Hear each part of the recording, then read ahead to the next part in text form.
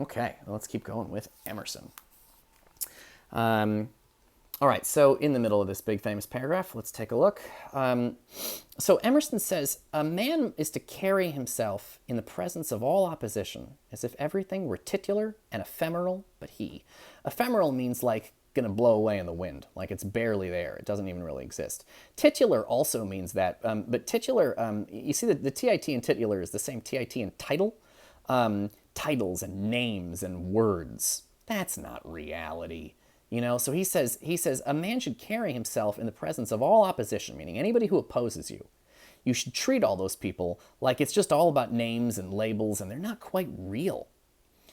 He says, I am ashamed to think how easily we capitulate, meaning we give in, to badges and names, to large societies and dead institutions.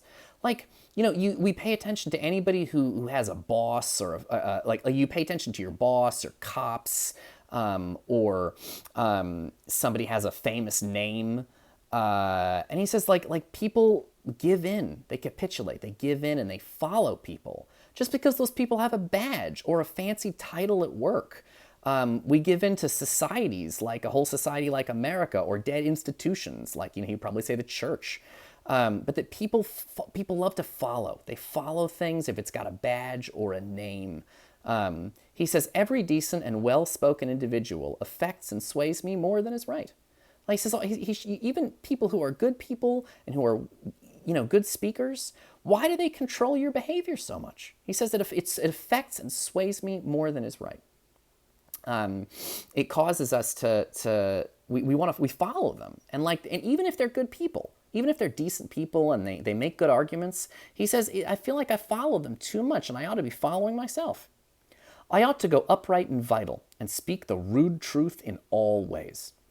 Right? He wants to. He'd rather be himself. He'd rather even make a mistake himself than follow good people, because he'd rather make his own mistakes than do the right thing because other people tell him to do the right thing.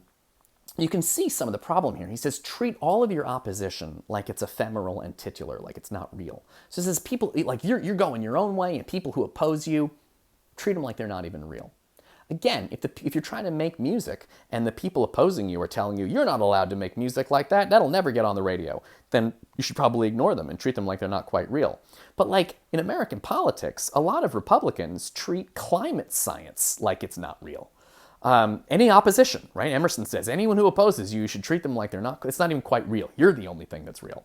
And it's nice if it's for music and you're trying to make your music your way, and people who are trying to give you advice, you're going to ignore their advice. But like if scientists are telling you climate change is a real thing, or that doctors are telling you vaccines are a good thing, and you disagree with them, Emerson's telling you to treat them like they're not quite real, like that doesn't sound like good, healthy advice. Like you're just going to ignore experts because he says if it doesn't come in here, it's not real. Well, that's good for music making, and it's very bad when you have a bunch of scientists telling you something and you just refuse to believe them because Emerson told you to treat all the opposition as if it was not quite real. Okay. He says, if malice and vanity were the coat of philanthropy, shall that pass? Right? Meaning, if bad people are just the coat of philanthropy, meaning they're pretending to be good, giving people, but actually they're evil, sort of selfish people. He says, am I going to let that go? Like, I'm not, basically it's fake people. See, coat of philanthropy here, philanthropy is like being a good person and donating, but a coat means it's not really you, it's just something you're pretending to be. So he said, if a bad person is pretending to be a good person, am I just going to let that pass? Like, should I just accept that? He says, no, because that's not true. Basically, they're phony. And he doesn't want to put up with phoniness in any way. He wants what's real. He says, if an angry bigot assumes this bountiful cause of abolition, meaning if a racist sort of pretends to be against slavery and comes with me with his latest news from Barbados, why should I not say to him, go love thy infant, love thy woodchopper, be good-natured and modest, have that grace, and never varnish your hard, uncharitable ambition with this incredible tenderness for black folk 1,000 miles off. Thy love afar is spite at home.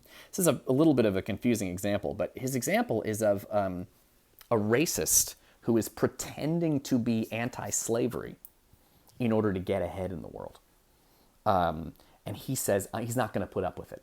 And see, somebody might be, see, if a racist is pretending to be anti-slavery, and they're like raising money for an anti-slavery cause or something, a lot of people would be like, well, they're not a very good person, but they're doing good work in the world, I guess, so we'll let it go. But Emerson, if they're being phony. Emerson thinks they're being phony. So that if this person who is just really pretending to care about slavery, but is actually like kind of a bad person in real life. They're like, oh, we got to help those slaves over there. But like they're bad human beings.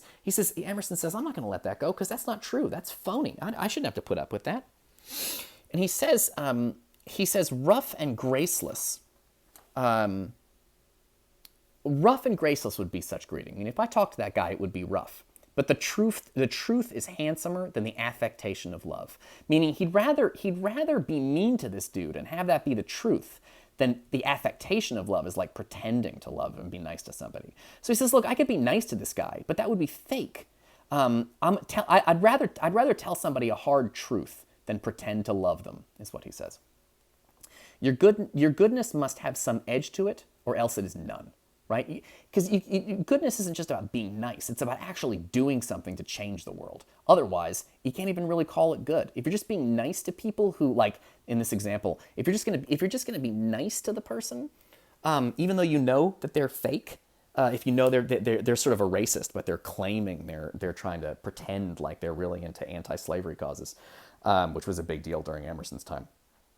And he says, goodness must have some edge to it, or else it is none. So if I know somebody's fake and I just sort of pretend they're pretending they care about social causes, and I just like be nice to them to just sort of make things nice and okay, he says it's not even really goodness at that point because it's not real. It's phony. He says the doctrine of hatred. I lost it. He says the doctrine of hatred must be preached as the counteraction of the doctrine of love when that pules and whines. He says almost hatred is better than love because not caring is the real problem. The doctrine of hatred must be preached as the counteraction of the doctrine of love when that pules and whines, meaning when love is weak, then maybe hatred is better. That'll actually get things done. If you hate slavery and you think slaves are a bad thing, maybe that's actually better here.